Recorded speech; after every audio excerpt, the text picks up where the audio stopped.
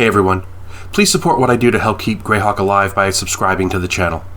Also, please consider becoming a channel member to get early access to videos, exclusive live chats, quarterly adventure modules, and more.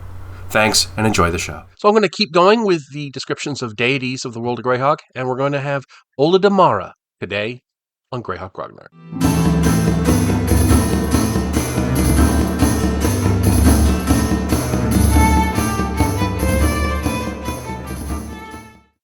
Olidammara is one of those deities in Greyhawk that's just like really made for adventurers. He's the god of music, revelry, roguery, tricks and jokes, and wine and spirits. Um, Short of Tritherian, there are a few that are so aimed at adventurers. He's called the Laughing Rogue. He's chaotic neutral. He's just this free spirited kind of deity.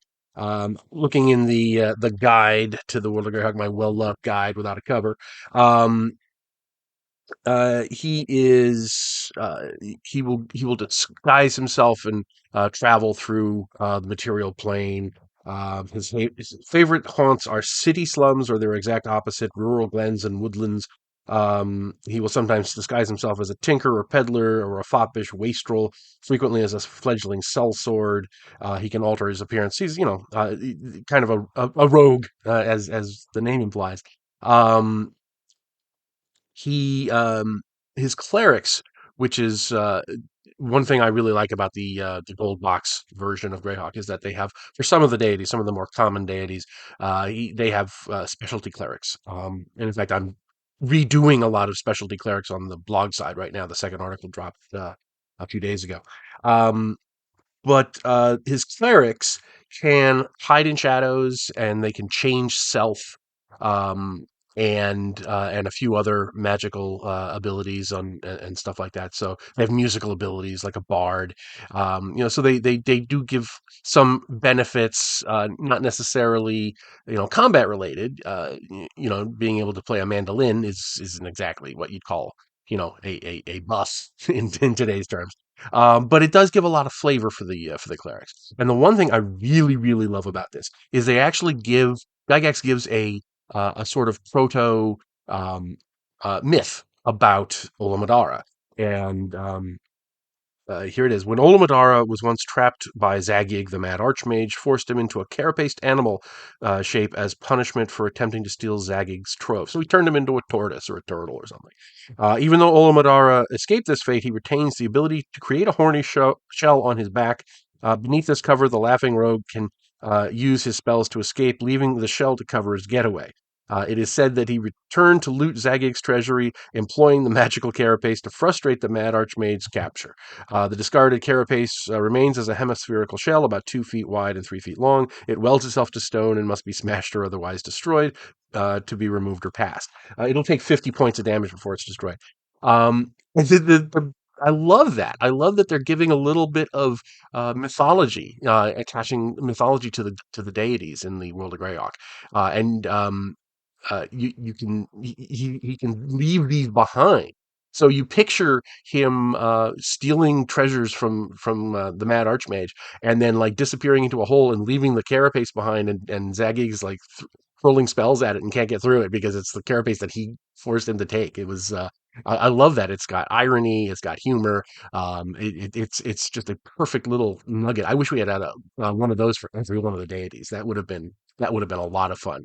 And we could put it into that book of fables that's mentioned in the Dungeon Master's Guide.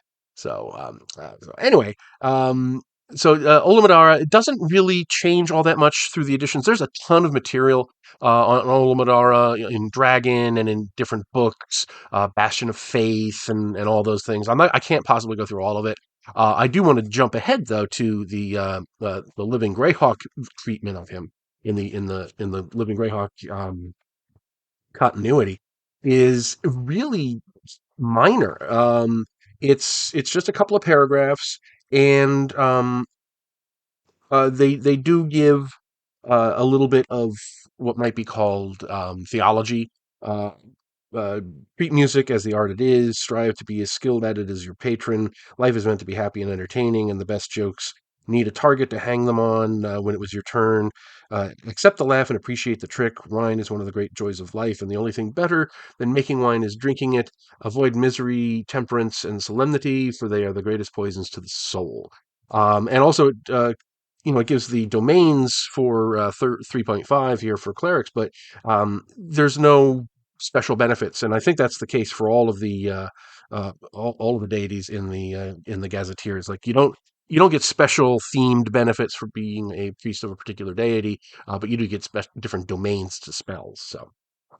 So anyway, I just wanted to give that little quick thing. Like I said, there's a ton of material on him in different versions and stuff, different mentions everywhere. He's very popular. Oh, one thing that is worth noting. There are few chapels dedicated to Olidammara. They are always located in large towns or cities. Shrines are not uncommon in urban centers and rural areas. But this is the key. Um, there are supposedly two rustic hostels located in the central Flness area, one in the Wild Coast, another in the Cron Hills region. Clerics of Olidammara are not uncommon at either, which kind of implies the rustic hostel is a hotel, an inn sort of thing, and it kind of implies that there's this secret secret places that they meet and congregate. And it would be real. I don't think anybody's ever expanded on that to my knowledge. If you know of anything, let me know. But it would be really cool to set one up in the Cron Hills, as a DM, and just have it be a regular, regular inn or whatever. But there just happen to be a lot of clerics of Olidammara there, and they kind of use it as a base. I always loved that idea. So definitely one of my favorite deities, worth including in your game if you haven't already. Let me know what you think in the comments if you've liked this. Have a wonderful day, and I will talk to you all soon. Thanks for watching today's video. Please remember to hit the like button and subscribe to the channel. Below you'll find links to my Patreon, which helps make these videos possible. You'll also find the web store where you can buy my books, and my blog where you'll find all sorts of free downloads and other articles. Thanks, and have a great day.